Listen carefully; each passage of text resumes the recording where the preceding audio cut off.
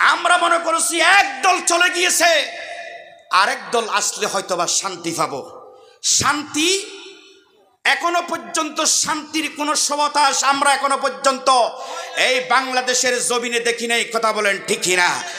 যিনি যেমন তার কাছে লাগবে তেমন। কারণ ইলিশ মাছ এটি খুব মারাত্মক দামি মাছ। ইলিশ মাছের জুল মাছ সকলে হজম করতে পারে না, আর আমাশাক্রান্ত ব্যক্তি যারা, তারা দুধের ভিটামিনও হজম করতে পারে না। কথা বলেন ঠিক কিনা? তাহলে বন্ধুরা আমার, আমি আপনাদেরকে বলতে চাচ্ছি, রাষ্ট্র এবং ইসলাম ইকওয়ানে তাওয়ামাম, যমজ দুটি সন্তানের মতো। আর সুলতানুজ্জিন্নুল্লাহ, রাষ্ট্রটি আরশের একটি ছায়া। সুবহানাল্লাহ বলবেন না? এই রাষ্ট্রের একটি বিধান আছে, বাংলাতে বলা হয় সংবিধান, আন্তর্জাতিক ভাষায় বলা হয় কনস্টিটিউশন, আরবিতে বলা হয় দস্তুর। আর এই রাষ্ট্রের বিধান থেকে যখন ইসলামকে পৃথক করে ফেলা হবে, জুদা করে ফেলা হবে, जुदा हो दिन सियासत से, जुदा हो दिन सियासत से, रह जाती है संगेजी। রাষ্ট্রের বিধান থেকে যখন ইসলামকে পৃথক করে ফেলা হবে, জুদা করে ফেলা হবে, সেই জায়গায় বিরাজ করবে চেঙ্গিস খানের স্বৈরাচারী গভর্নমেন্ট। ওই স্বৈরাচারী গভর্নমেন্ট আসার সাথে সাথে সর্বপ্রথম আলেমদেরকে বেইজ্জত করবে। কথা বলেন ঠিক কিনা?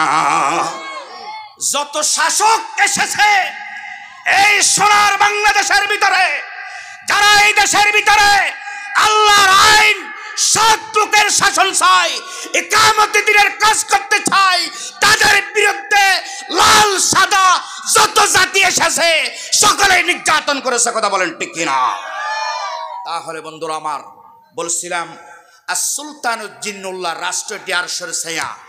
আপনি আমি যদি ওই সমস্ত বাতিলের হাতে যদি ক্ষমতা লাগিয়ে দিয়ে যদি বসে থাকি, শুধু সুবহানাল্লাহ আলহামদুলিল্লাহ বলে, লা ইলাহা ইল্লাল্লাহ বলে যদি জিকির করার মাধ্যমে যদি জান্নাতে চলে যেতে পারেন, তাহলে আল্লাহ রসুল শিয়াবে আবু তালেবের জেলখানার ভিতরে 1 বছর নয়, 2 বছর নয়, 3.5 বছর জেল কাটা লাগতো না। কথা বলে বিশ্ব ইসলামী আন্দোলনের নেতা শহীদ মাওলানা মতিউর রহমান নিজামীকে কোন দুর্নীতির মামলায় অ্যারেস্ট করা হয় নাই। নাস্তিক বালাগার বন্ধদের হাতে গ্রেফতার করা হয়েছে। কথা বলেন ঠিক কিনা? শহীদ আলী হাসান মুজাহিদ, শহীদ কামরুজ্জামান, শহীদ আব্দুল কাদের মোল্লা, শহীদ মীর কাসেম আলী সহ যত নেতৃবৃন্দকে অবৈধ ট্রাইব্যুনালে ফাঁসি দেওয়া হয়েছে, সবকিছু অবৈধ অবৈধ অবৈধ। কথা বলেন ঠিক কিনা? তাহলে লিজ বিতকমানি যাবজ্জীবন কারাদণ্ড। এটি যদি সম্ভব না হয়, আউয়ে কত লোক কতল করবে, সেই কতল এখনো আসেরে নেই, আসেরে নেই।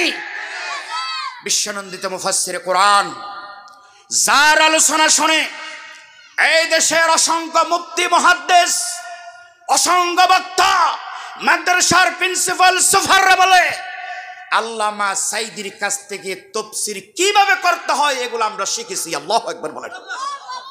চট্টগ্রাম ফেরত ময়দানে আমরা সেই 93-94 ছাত্র অবস্থায় যেখানে ভলান্টিয়ারের কাজ করেছি, যিনি তখন নাহমাদুহু ওয়া নাস্তাইনুহু বলে তাফসীর শুরু করতেন, সমস্ত মানুষের হইচই চুপ হয়ে গিয়ে একেবারে সাতক ফাকির মতো করে শুনতো। আল্লাহু আকবার বলবেন না? কিন্তু বিশ্বনন্দিত মুফাসসিরে কোরআন আল্লামা দেলওয়ার হোসেন সাইদি রাহমাতুল্লাহ আলাইহি নওয়ারাল্লাহু মারকাদাহু ওয়া জাআলাল জান্নাত, আল্লাহ তার কবরকে জান্নাতের টুকরো বানিয়ে দেন। সকলে আল্লাহুম্মা আমিন। ওনাকে একটি টঙ্ক মামলা, এই দেশের মাজার পূজারি, আরে বাবা জগতে সাহা বন্দারে দিয়েছো দেখা, কেউ বলে মুস্তাফা নবী, কেউ বলে হবু হবু হুদা। নাউজুবিল্লাহ বলবেন না? এই বেশি দূর নয়, চট্টগ্রামের সমস্ত শিরিক মাজারিদের আড্ডা, ওই নাস্তিক, ওই ফির নামের বন্ড নজিবুল বশর মাইজভান্ডারি, তার সারা একটা লেখা আছে তাদের কনস্টিটিউশনের ভিতরে, বলছে যে দিনের বেলায় যদি আমাদের দরবারে যদি আসেন, আমাদের ফির সাহেব ওই জায়গায় বসলে মনে করবেন আল্লাহ রসুলের সুরতে বসে আছেন। নাউজুবিল্লাহ বলবেন না? আর রাতের বেলায় যদি আসো, রং বিরঙের বাতি যখন জ্বলবে, মনে করবা স্বয়ং আল্লাহর সুরতে আমার পীর বসে আছে। জোরে বলেন নাউজুবিল্লাহ। এগুলো হলো বন্ড পীর। আসল পীর হলো গারাঙ্গিয়া দরবার। আল্লাহু আকবার বলবেন না? বাইতুল শরীফের দরবার।